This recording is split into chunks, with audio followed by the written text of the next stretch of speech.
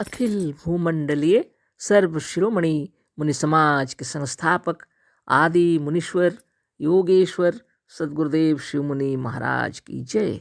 उपस्थित मुनि वृंद, साधु सज्जन वृंद, संत वृंद, साधक वृंद, आध्यात्म ज्ञान के जिज्ञासुओं और प्रेमियों, सभी श्रोता वृंद, आप सबको मेरा कोटिशः नमन, सप्रेम जय जीव। तो आध्यात्मिक चर्चा चल रही है और हम लोग सद्गुरुदेव शिव मुनि महाराज रचित ग्रंथ सत्य सुंदर और स्वतंत्र विचार के अंतर्गत अध्याय 2 पर चर्चा कर रहे हैं। सद्गुरुदेव उसका शीर्षक दिए हैं नास्तिक कौन। बहुत विस्तार से उस पर चर्चा हो रही है ना। कल भी हम लोग चर्चा किए थे और उसी को थोड़ा सा पढ़ लेते हैं, फिर आगे बात करें हम लोग, है ना। सद्गुरुदेव कह रहे हैं, एक बंधा हुआ बैल अच्छे से अच्छा भोजन पाकर भी उतना सुखी, उतना प्रसन्न और उतना पुष्ट नहीं मालूम होता जितना कि एक स्वतंत्र सांड और जंगली पशु मालूम होते हैं। यहाँ तक कल पढ़े थे हम लोग, है ना। तो एक बंधा हुआ बैल जो होता है, उसको अच्छा से अच्छा खाना मिलता है, फिर भी वो उतना सुखी नहीं है। अच्छा भोजन पा करके भी उतना सुखी नहीं है, क्योंकि वो बंधन में है ना। उतना प्रसन्न और उतना पुष्ट नहीं मालूम होता, उतना प्रसन्न भी नहीं, उतना पुष्ट भी नहीं मालूम होता, क्योंकि वो बंधा हुआ है ना बंधन में।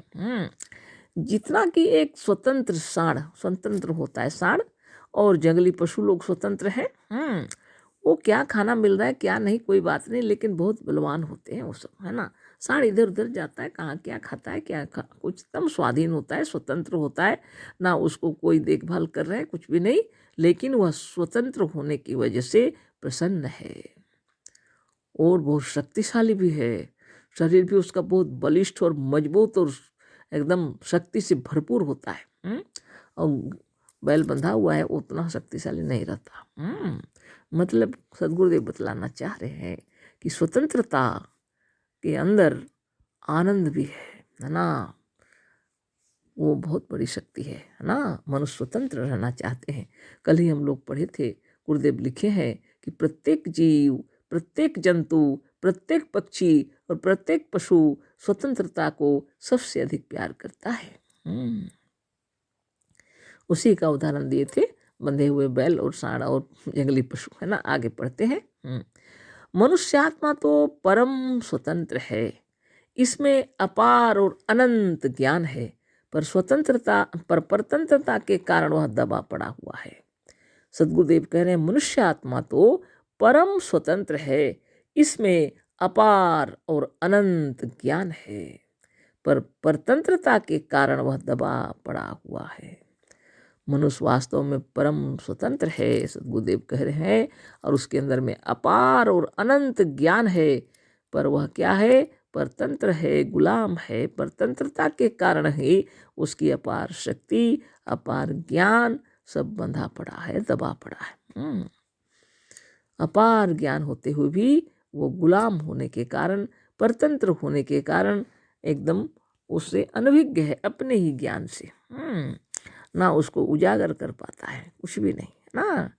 यह मजहब का गुलाम है, ईश्वर का गुलाम है, पैगंबरों और मजहबी नेताओं का गुलाम है, देवों का गुलाम है, साधुओं का गुलाम है, कब्रों का गुलाम है, ईंटों और पत्थरों का गुलाम है, पंडित पुजारियों का गुलाम है, मौलवी मुल्लाओं का गुलाम है और महात्माओं तथा राजनीतिक नेताओं का गुलाम है।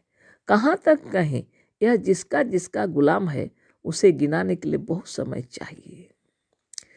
तो बताइए, सद्गुरुदेव बहुत सुंदर तरीके से समझा रहे हैं कि मनुष्य आत्मा तो परम स्वतंत्र है, इसमें अपार और अनंत ज्ञान है, पर परतंत्रता के कारण वह दबा हुआ है। और कहाँ कहाँ गुलामी कर रहा है देखिए। मजहब है एक गुलाम, अगर हिंदू है तो हिंदू की ही बात पर चलेगा। अगर मुसलमान है तो मुसलमान की बात पर ही चलेगा। जो जिस धर्म के अंदर वो बैठा हुआ है उसी को मान लेता है। तो लेकिन सद्गुरुदेव जो ज्ञान दिए हैं उसके हिसाब से हिंदुओं के अंदर जो अच्छाइयाँ हैं मुसलमान भी उसको मानते ही हैं, और मुसलमानों के अंदर जो अच्छाइयाँ उसको हिंदू भी मानते हैं। लेकिन हिंदू की बातों को भले कोई माने लेकिन हिंदू नहीं कहलाएगा। मुसलमान की बातों को भले कोई माने पर मुसलमान नहीं कहलाएगा। हिंदू तो वह कहलाएगा जो आँख मूंद कर बिना तर्क किए ही उन सारी बातों को मानेगा जो उसके शास्त्र में लिखा हुआ है या उनके जो कोई भी उनको पंडित पुजारी सब बता रहे हैं, उसको हिंदू कहते हैं। और मुसलमान भी वैसा ही है, वो भी उसके ग्रंथ में लिखी हुई बातों को आँख मूंद कर भी उसको मानेगा, उस पर तर्क वितर्क कुछ भी नहीं करेगा। और जो कोई उनके नबी और क्या क्या मौला मौलवी सब होते हैं जो बताएंगे उसी को ही मानेगा, उसको कहते हैं मुसलमान। दोनों बंधन में है कि नहीं है?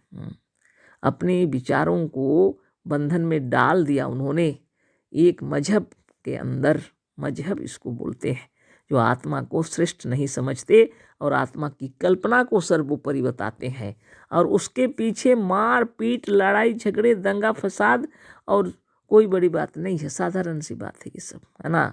वो क्या सोचते हैं कि इससे हम जन्नत में चले जाएंगे, और कोई सोचते हैं कि स्वर्ग में चले जाएंगे, भगवान हमको गले से लगा लेंगे। यही सब हो रहा है, सब अज्ञान है। मनुष्य कितना परतंत्र है, अपने विचार को प्रकट भी नहीं कर सकता। ये मजहब के कारण हो रहा है सब, है ना। परतंत्रता का कारण क्या है? वो जो अपार और अनंत ज्ञान मनुष्य के अंदर जो है वो परतंत्रता के कारण ही दबा पड़ा है। यह मजहब का गुलाम है, कोई ईश्वर का गुलाम है। ईश्वर भी अनेक बना के रखे इन्होंने, कहते तो एक है, कहते हैं ईश्वर एक है, लेकिन एक कहते हुए भी लड़ते रहते हैं। कोई उसको अल्लाह पुकार रहा है, कोई उसको परमेश्वर पुकार रहा है, कोई उसको भगवान पुकार रहा है, और परस्पर नुक्ताचीनी चलते रहता है। कुछ भी काम नहीं रहता है इनका, केवल एक दूसरे को नीचा दिखाने का काम रहता है। तो इससे आत्मोन्नति होगी कैसे? बहुत बड़ी बात है। और आत्मा के अंदर जो अपार ज्ञान है वो भी कुछ काम का नहीं, प्रकट ही नहीं होता है। इसलिए सद्गुरुदेव बतला रहे हैं कि पहले स्वतंत्र विचार करना पड़ेगा ना, तब जा कर के ज्ञान होगा, नहीं तो वही भी पड़ा रहेगा। इसी सद्गुरुदेव की कृपा से हम लोग को यह ज्ञान तो हो गया कम से कम, है ना। इतने बंधन में हम लोग नहीं है, ना मजहब के गुलाम है, ना ईश्वर के गुलाम है, ना पैगंबरों का, ना मजहबी नेताओं का गुलाम है ना। देवी देवताओं का भी गुलाम नहीं है, साधुओं का भी गुलाम नहीं है, कब्रों का भी लोग गुलामी करते हैं। ईंट पत्थरों के बने हुए जितने सब पंडा पुजारी और सबका काम यही है, सबको गुलाम बना के रखो। महात्माओं तथा राजनीतिक नेताओं का भी हम लोग गुलाम नहीं है। कहाँ तक कहें, या जिसका गुलाम है उसे गिनाने के लिए बहुत समय चाहिए, है ना। मनुष्य ने स्वयं हजारों प्रकार की डोरियों से अपनी नाक को अपने हाथों से छेद कर उसमें डाल दी है, और एक एक रस्सी सबको पकड़ने के लिए दे दिया है। यह अपने से सबका गुलाम बना हुआ है, नाच रहा है, इस तरह के चल रहे हैं। गुलामी के कारण इसकी बुद्धि मारी गई, ज्ञान दब गया, और इसका सारा सुख काफुर हो गया। अब इसके पास अपनी बुद्धि से सोचकर, अपनी आँखों से देखकर, अपने पैरों से चलने की शक्ति नहीं रही। यह अब किताबों, पैगंबरों और नेताओं का गुलाम है।